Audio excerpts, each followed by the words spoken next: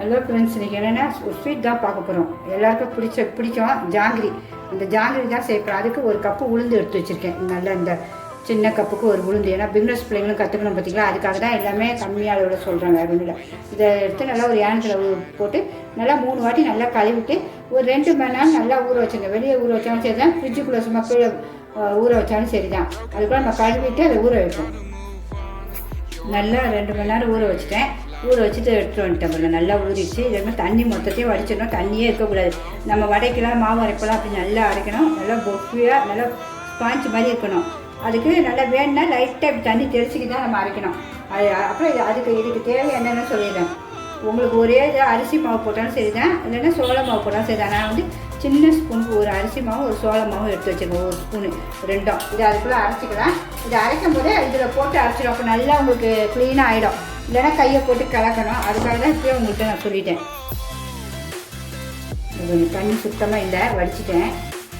அப்படியே தான் போடுறேன். இது கிரைண்டரில் போட்டால் இன்னும் சூப்பராக இருக்கும். இது கொஞ்சோண்டு பார்த்தீங்களா, நான் தான் மிக்சிலே அரைக்கிறேன். கிரைண்டரில் போட்டால் நல்லா மாவும் நல்லா வரும். கொஞ்சம் நிறையாவும் போட்டு அரைக்கணும் நம்ம. இது சரி பிஸ்னஸ் பிள்ளைங்களும் கற்றுக்குவாங்க.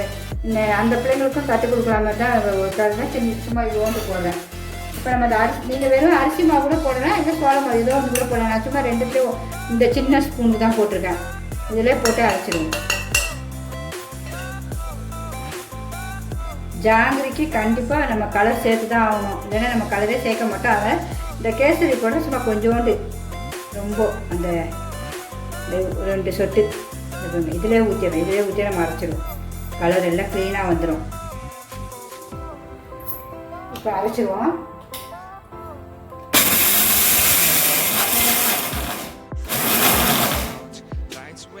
இவ்வளோ எனக்கு வந்து இவ்வளோ கட்டியாக இருக்குது, அதனால் கொஞ்சோண்டு தண்ணி தெளிச்சிக்கிறேன்.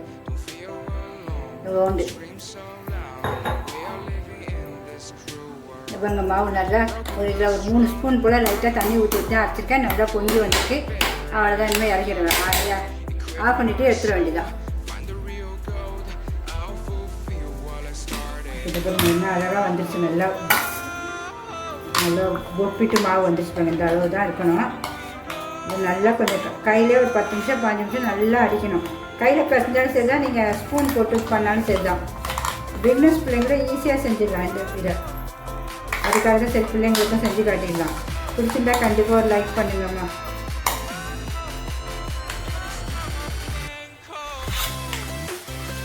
இதெல்லாம் கையிலே எடுத்து போட்டுருவோம். மாவு நல்லா க்ளீனாக நம்ம எடுத்துட்டோம். அதை நல்லா இப்படி அடிக்கணும். நீங்கள் ஒரு நல்லா அடிக்கிறது தான் அதை ஒப்பிட்டு இன்னும் நல்லா வரும். ஒரு 1/4 மணி நேரம் இல்லை கையில் செஞ்சாலும் சரி தான். 10 நிமிஷத்துலேயே 1/4 மணி நேரம் செய்யணும். நம்ம அப்புறம் இதை அடிக்கிறதுக்குள்ள இன்னொன்று உங்களுக்கு சக்கரை பாகாலும் சொல்லிடுறேன். நம்ம இந்த ஒரு கப்பு தான் நம்ம உளுத்தம்பருப்பு எடுத்தோம். அந்த கப்பில் 2 சக்கரை. இனிப்பு வேணும்னா, இனிப்பு கம்மியாக வேணும்னா 1.5 சேர்த்துக்கோங்க. உங்கள் இஷ்டம்தான். நான் உங்களுக்கு செஞ்சு காட்டுறதுக்காக அப்படியே 2 போடுறேன். இதில் 1 கப்பு தண்ணி. இதே 2 சக்கரைனா 1 கப் தண்ணி.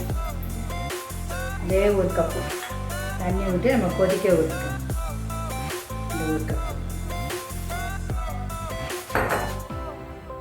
உங்களுக்கு ஏலக்காய் பிடிக்கணும்னா போட்டுக்கோங்க. ஏன்னா நான் ஏலக்காய் கொஞ்சம் டேஸ்ட் பிடிக்கும் எனக்கு. அதனால் சுக்கம் ஏலக்காய் சேர்த்து இதிலே போட்டேன். இப்போ கொதிக்கிறதுக்கு முன்னாடியே இதுலேயும் கொஞ்சம் நம்ம அந்த கேசரி போடுற கலர் போடணும். ஒரு ஜாங்கிரிக்காக தான் நம்ம இதை எடுக்கிறோம். இல்லைன்னா நம்ம தொடக்கத்தில் லைட்டாக போதும். அவ்வளோதான், ஒரு சொட்டு இதுலையும். இதுக்கு வந்து நமக்கு இது பாகு பதெல்லாம் கிடையாது. தொட்டு பார்த்தா சும்மா பிசுன்னு ஒட்டி ஒரு பிசுப்பு அப்படியே கையில் வந்து அப்படியே 2ஆக கட் ஆகும். பார்த்தீங்கன்னா அப்படி டைம் வந்து ஆஃப் பண்ணிடலாம். இது இப்படியே ஒரே பக்கமாகவே அடிக்க ஆரம்பிச்சிட்டேன். நல்லா பொட்டு வரும்.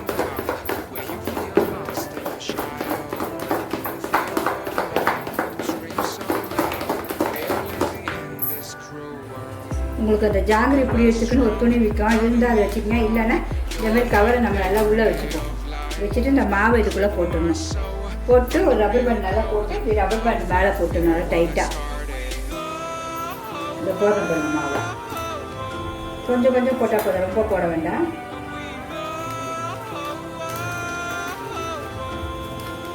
மாவு கொஞ்சம் கட்டியாக இருக்கணும், மெதுவாக தான் விடும்.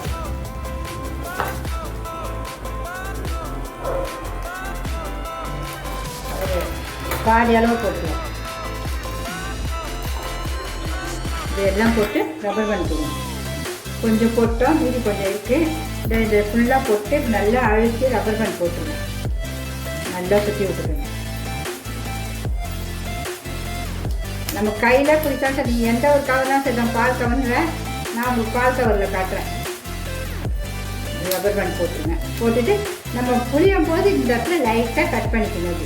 கட் பண்ணிவிட்டு நம்ம புளியணும். அகலமான கடாய் தான் இருக்கணும். நம்ம எப்பவும் சாதா செய்கிற கடாயெல்லாம் இருக்கக்கூடாது. உங்களுக்கு பேன் வந்து இப்படி இருக்கணும். இந்த அப்போ தான் ஈஸியாக நமக்கு அது புளியறதுக்கு அழகாக வரும். உங்களுக்கு இந்தமாரி இதெல்லாம் இருக்கணும். உங்களுக்கு புளியறதுக்கு மினி ஜாங்கிரியும் ஒன்று இதில் செஞ்சு காட்டுறேன். அதுவும் சூப்பராக இருக்கும். அது வந்து நல்லா எப்படி ஈஸியாக பிஸ்னஸ் பிள்ளைங்க கற்றுக்கணும்னு சொல்லி பார்ப்போம். அதுக்கு நம்ம ஜீராவை பார்ப்போம். இப்போ லைட்டாக பிசு பிசு தன்மை வந்துடுச்சு. அப்போ வந்து சும்மா ஒரு சொட்டு லெமன், இந்த லோனில் ஒரு சொட்டு, அது அப்படியே இருக்கும். வேற ஒன்றும் ஒரு சொட்டு தான் ஊற்றணும், அது மேலே ஊற்றிடாது. இப்போ வந்து நம்ம அந்த பிசு பிசு தன்மை வந்துடுச்சு. உங்களுக்கு அப்படியே பிடிக்குது என்னமா இதாக இந்த பாருங்க. அவ்வளோதான். இந்த பிசு பிசு தன்மை வந்து ஆஃப் பண்ணிட வேண்டியதான். பேன் வச்சுட்டேன். எண்ணெய் வந்து ரொம்பவும் நமக்கு தேவையில்லை, ரொம்ப தேவைப்படாது. உங்களுக்கு சும்மா அது சுடுறதுக்கு தானே ஊற்றுட்டு அந்த எந்த அளவு ஊற்றுறான்னு பார்த்துக்கணும். அது வேகிறதுக்கு தான், வேறு ஒன்றும் போதும். அது ஃபஸ்ட்டு புழிஞ்சு பார்ப்போம். கம்மியாக வச்சுன்னா கூட கொஞ்சம் வச்சுக்கலாம். ஃபஸ்ட்டு ஒரு பெரிய ஒரு வாட்டை போட்டுப்போம். அதுக்கப்புறம் பெரிய எண்ணெய் போட்டு ஓகே ஸ்லோவாக இருக்கட்டும். இதே மாதிரி எல்லாத்தையும் செஞ்சிட வேண்டியதான்.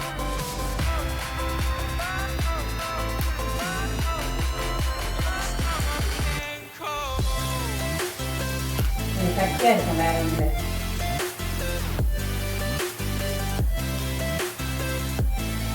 இன்னும் கொஞ்சம் கூட ஓட்டை போட்டுக்கலாம் பெருசாக. ரொம்ப முழுவலாம் கூடாது, எதுவும் கூடாது. இது நல்லா ஒட்டே ஒட்டாது. இதே மாற்றி போட்டு வேண்டிய ஜாங்கிரியை. அவ்வளோதான், இதே மாற்றி போட்டுங்க. சூப்பராகிடுச்சா? கொஞ்சம் முதல்ல கஷ்டமாக இருக்கு நமக்கு அது புளியது வரைக்கும். அப்புறம் க்ளீனாக அடுத்தடுத்து வந்துடும்.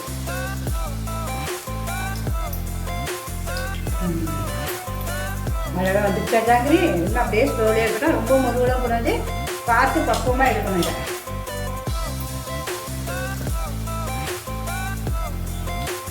இதை இந்த ஜீராவை அகலமான பாத்திரத்தில் ஊற்றி வச்சுக்கணும்.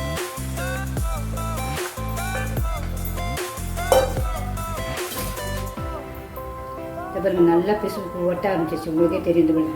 ஒட்டி பெய்யணும், அவ்வளோதான். இதுக்கு பக்குவம். சுடுது இல்லைன்னா காட்டிடும் உங்களுக்கு க்ளீனாக. கம்மு மாதிரி வந்து பெய்யுதா? இதுதான் பக்குவம்.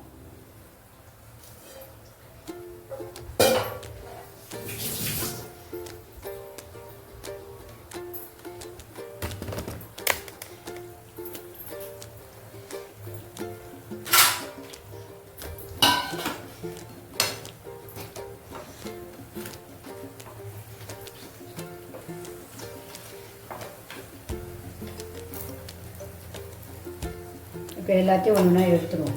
எண்ணெயே பிடிக்காது பாருங்க, சுத்தமாக எண்ணெய் பிடிக்கல. ஹைலையும் வைக்கக்கூடாது, ஸ்லோவிலே தான் வைக்கணும். இப்போ அடுத்த செட்டு போட்டுருவோம்.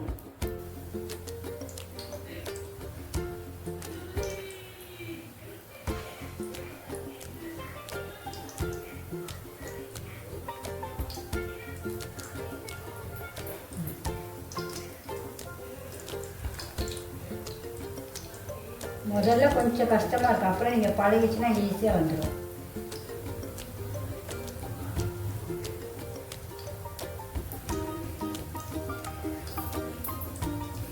இன்னும் அப்படியே மாற்றி போட்டுருங்க. அப்படியே ஒரு சொட்டு அதில் ஒட்டே ஒட்டாது. அதுதான் இந்த ஜாங்கிரியில். இந்தமாதிரி அகலமான இதுதான் பாத்திரம் வச்சுக்கணும் போடுறதுக்கு.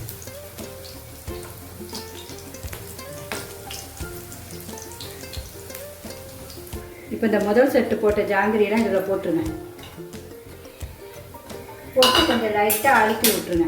ஜீரா உள்ளே போய் இறங்கணும்ல, நமக்கு ஒரு 10 நிமிஷம் போட்டு எடுத்துகிட்டு நம்ம எடுத்துடலாம். 10 நிமிஷம் இதே போட்டு இப்படி ஒரு அழுத்து, அவ்வளோதான். அழுத்துட்டு மூடி வச்சுருங்க.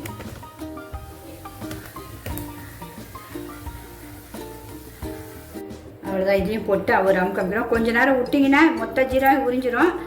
அதனால் ஒரு 5 நிமிஷம் 10 நிமிஷம் எடுத்துருவோம் டக்குன்னு.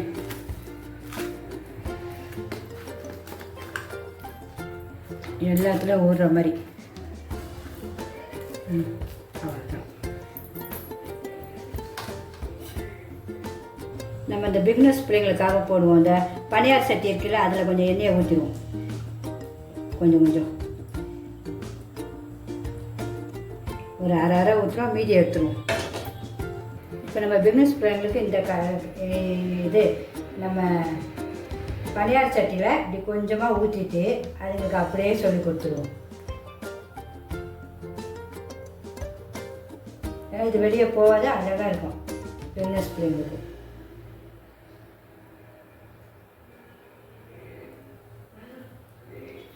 வெளியே போனால் தானே பயம், வெளியே போகாது. இது எல்லாத்தையும் ஊற்றிடுவோம்.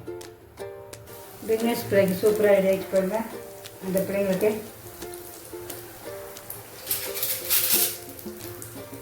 இந்த இப்படி ஒரு கரண்டியை வச்சு அதில் மாற்றி போட்டால் அழகாக சூப்பராக மினி பாதுஷா ரெடி ஆகிடும்.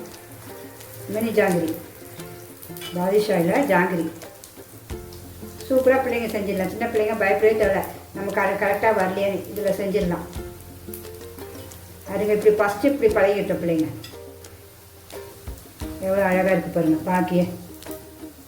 பெரிய ஜாகரியும் பண்ணியாச்சு, மினி ஜாகரியும் பண்ணியாச்சு. ஒரு கப்பில் தான் எவ்வளோ வருது பாருங்கள். வேகட்டும்.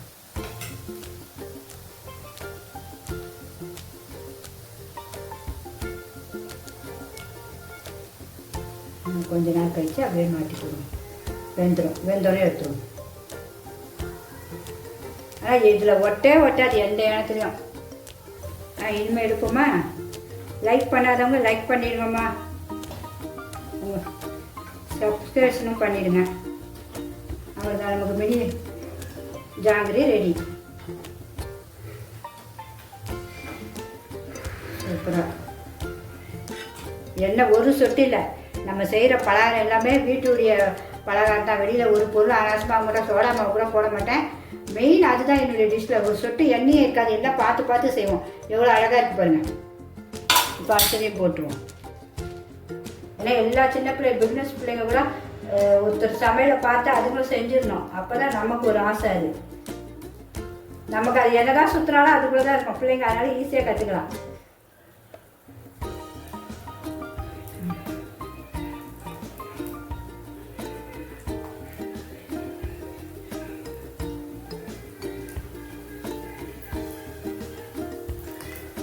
நல்லா உளுந்து அடிக்கணும். நல்லா ஒரு 10 நிமிஷம் 15 நிமிஷம் அது நல்லா உப்பி வரும். நமக்கு 1/4 கிலோக்கு மேலே வரும். ஒரு சின்ன கப்பு இன்னும் 1த்துக்கு வரும் கரெக்டாக.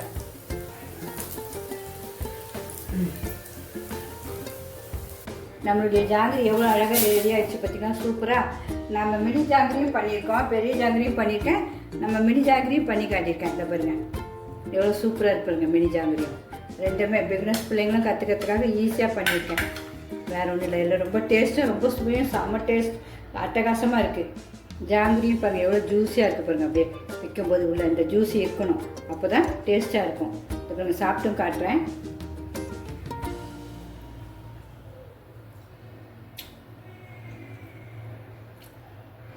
உண்மையாகவே அந்த டேஸ்ட்டில் அப்படியே கொஞ்ச நேரம் நின்றுட்டேன். நல்லாயிருக்கு, உண்மையாக சூப்பராக இருக்குங்க. எல்லாருமே ட்ரை பண்ணுங்கள். பிடிச்சிருந்தா கண்டிப்பாக ஒரு லைக் பண்ணுங்கள் ஃப்ரெண்ட்ஸ். ஓகே, பாய்.